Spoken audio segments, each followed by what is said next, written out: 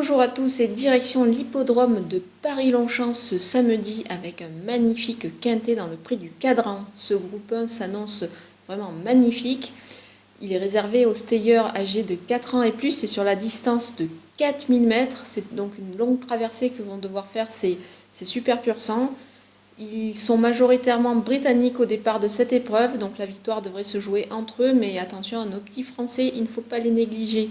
On voit tout ça avec mon analyse. Et on attaque avec mes bases. Et le numéro 7, Stradivarius, grand champion, est tout simplement un triple lauréat de Gold Cup à Ascot.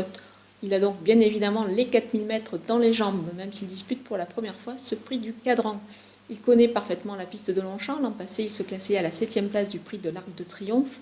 Cette année, il a réalisé une belle performance une nouvelle fois dans la Gold Cup, mais il n'a pas pu s'imposer. Il a une ligne évidemment avec Princesse Zoé, la tenante du titre de ce prix du Cadran. Il est associé à Frankie Dettori, il est évidemment incontournable. Le seul petit bémol, c'est peut-être un terrain trop souple qui pourrait le contrarier. Mais la classe est là, donc il faut évidemment le retenir très haut. Le numéro 9, Truchan, c'est l'opposition à mon favori. Lui voit d'un bon œil par contre l'arrivée de la pluie sur la piste de Longchamp. Il va parfaitement s'y adapter. C'est à cause d'un terrain trop léger qu'il avait été déclaré non partant à York où il devait affronter Stradivarius. Il a depuis remporté la Goodwood Cup avec Holly Doyle qui ne sera pas sa partenaire cette fois. En effet, la Crack Jockey est suspendue. C'est James Doyle qui sera aux commandes. Donc dans cette épreuve, je pense qu'il a évidemment son mot à dire. Maintenant, il débute sur 4000 mètres, mais ça ne devrait vraiment pas être un problème pour lui. Enfin, le 12, Princesse Zoé, c'est tout simplement la tenante du titre.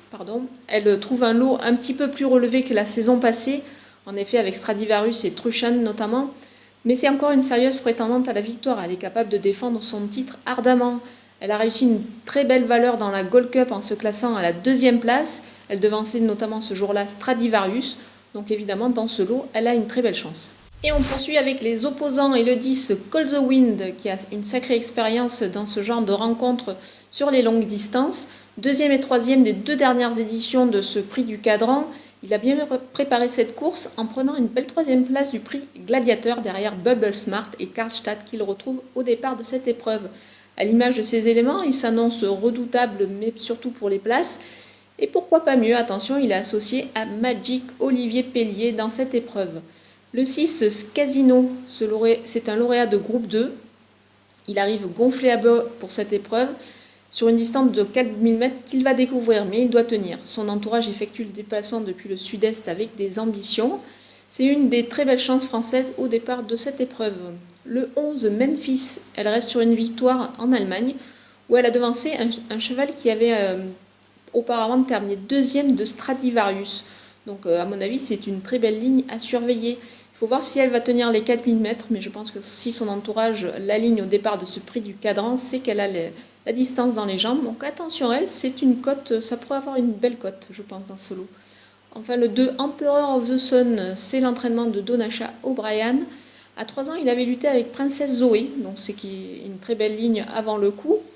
Il n'a pas connu la même trajectoire que la jument. Maintenant, il a surtout été battu dans des groupes 1 au niveau en Angleterre. Mais je pense que dans ce lot, il peut ambitionner une place, donc attention à lui.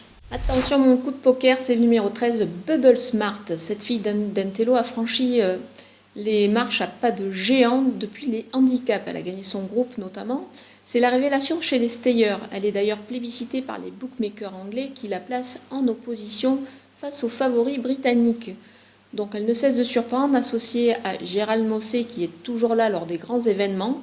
Attention à elle, pourquoi pas samedi pour créer une belle surprise.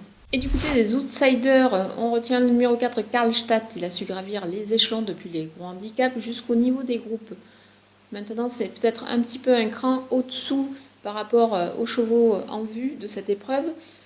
Ce samedi dans le prix du Cadran, je pense qu'il devra plutôt jouer les places, d'autant qu'il n'a jamais couru au-delà de 3200 mètres. L'As Stratum, c'est un bon cheval de distance qui a démontré pas mal de moyens sur les... En plat, il est un petit peu barré par certains éléments au départ. Je pense qu'il aura du mal à devancer les favoris, donc à voir plutôt en fin de combinaison. Le 8, Alcuin, a terminé 2e de cette épreuve l'an passé. Maintenant, il n'arrive pas dans les mêmes conditions au départ de cette nouvelle édition. nettement battu pour sa rentrée, il devra avoir progressé pour essayer de réaliser la même performance que l'an dernier. Maintenant, il faut quand même s'en méfier, donc plutôt pour une petite place. Et on termine avec les délaissés, avec le numéro 3, Max Lafripouille. C'est un cheval qui est très connu au niveau des gros handicaps. C'est d'ailleurs une des valeurs les plus faibles au départ de ce groupe 1. Ça s'annonce quand même un petit peu compliqué avant le coup de pouvoir rivaliser avec des chevaux qui sont quand même en 50 de valeur. Lui affiche un 37,5. C'est également le cas pour le 5 Cacophonous, qui lui a pour le coup la plus petite valeur du lot en 36. Il n'a pas couru en plus depuis le mois d'avril. C'est une rentrée, ça fait beaucoup de choses négatives contre lui, donc je pense qu'on peut l'éliminer sans peine. Voilà, on a passé en revue tous les partants de ce magnifique prix du Cadran. Retrouvez ma sélection et mes conseils de jeu. Pour l'Arc de Triomphe, ce dimanche, Flash Turf propose un dispositif exceptionnel et en exclusivité pour une édition historique, la 100e édition du prix de l'Arc de Triomphe.